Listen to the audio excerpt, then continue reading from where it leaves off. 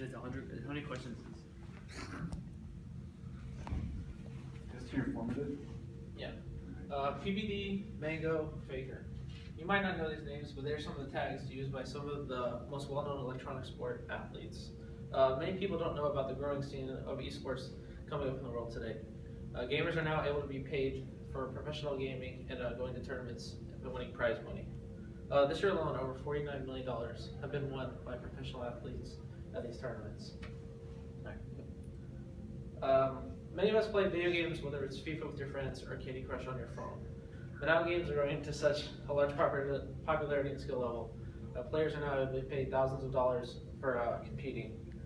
Teams now sponsor players at tournaments to wear their apparel, and they're able to win prize money at these tournaments as well.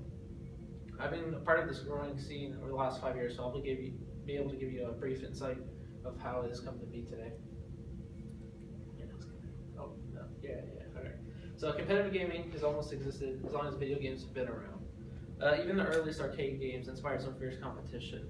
But Atari in 1980 held their first major competition with Space Invaders. It attracted over 10,000 participants to the competition. This tournament and many others like it sowed the seed of what would become esports in the following years. Games like Pac-Man and Donkey Kong were also part of the tournaments at the time where people would compete for the highest score. The 90s saw a rise for PC gaming with the release of Quake. In 1997, Red Annihilation's tournament for the first-person shooter was considered to be the first real instance of esports. Over 2,000 participants showed up, and the winner received a Ferrari previously owned by the lead developer of Quake. Now I want to talk about StarCraft. StarCraft 2 is the sequel to StarCraft Brood War, which is Blizzard's major success in the gaming industry. In 2010, they released StarCraft 2 for PC gamers and is a military science fiction real-time strategy game. It is one of the most challenging esports, requiring over 100 APM, which actions per minute using the keyboard and the mouse at the same time. For StarCraft 2, South Korea was the most highly dominated in tournaments around the world. That was the biggest competition the entire world would face. StarCraft 2 in South Korea became as big as football is in America nowadays.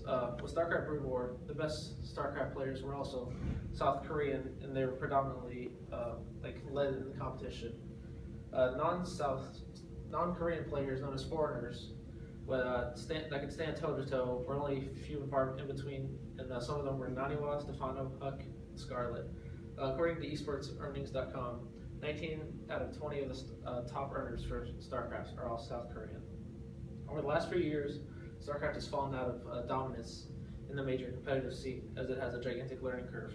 The game is not easy to get into, and most of the times you watch it, you don't really understand what's going on. It is not easy to understand. Websites that you can go to like Twitch and MLG, the viewership has gone down over recent years as the learning curve and people don't want to watch it anymore.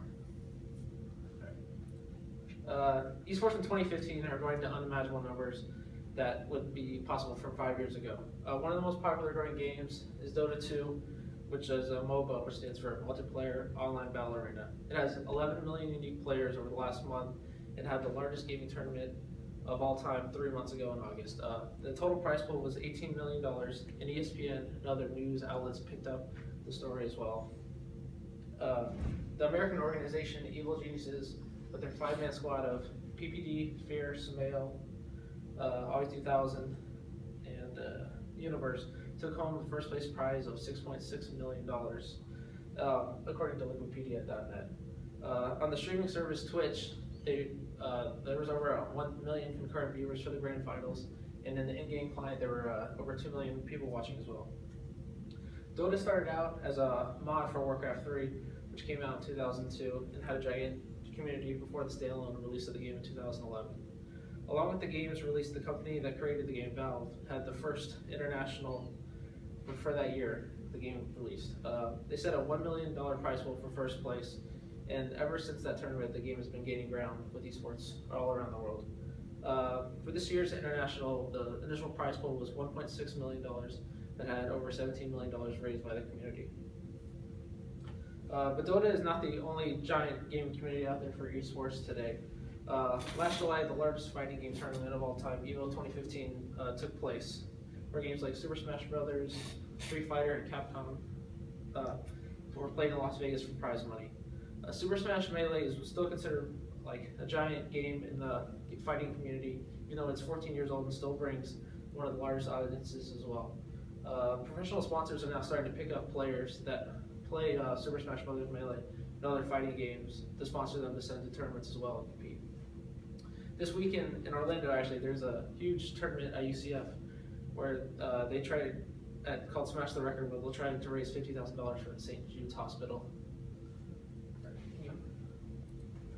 In conclusion, if you didn't know anything about competitive gaming or how it started, now you know how you can get involved. From its very small beginning in arcades around the world, to StarCraft 2, how it brought the world together in competition, and now esports now a growing enterprise that gets bigger each and every day.